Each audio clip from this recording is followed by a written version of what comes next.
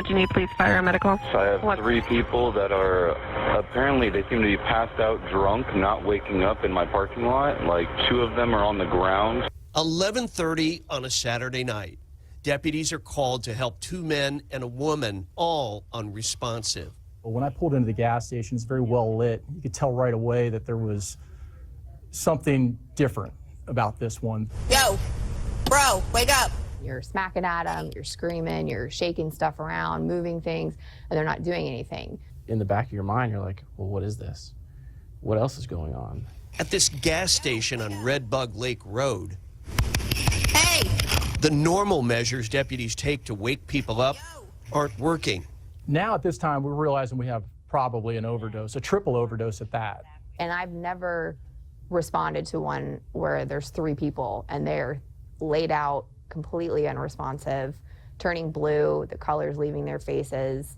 It's scary. Got 3 Narcan deployment. Since November 2016, each SCSO deputy has carried with them Narcan, a powerful opioid inhibitor sprayed up the nostril that has brought dozens of people who are overdosing back from the brink of dying. Typically, when we administer the Narcan, you get that deep breath.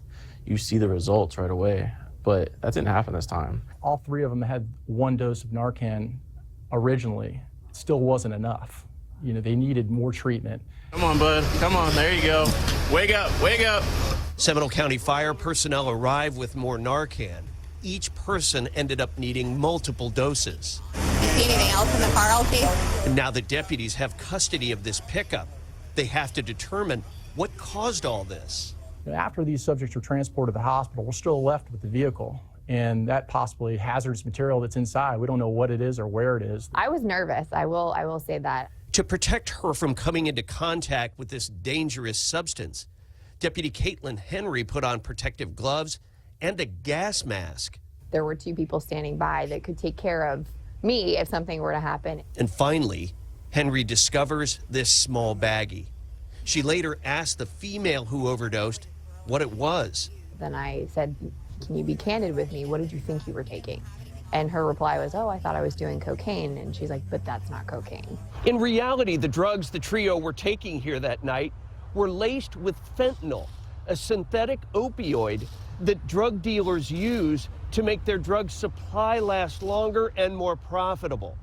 But it also makes the drugs far more deadly.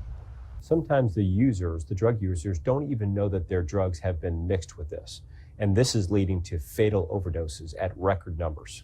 Fentanyl and heroin combined contributed to 82 fatal opioid overdoses in 2018, more than homicides and fatal crashes combined. And as Sheriff of Seminole County, this is my top public safety concern.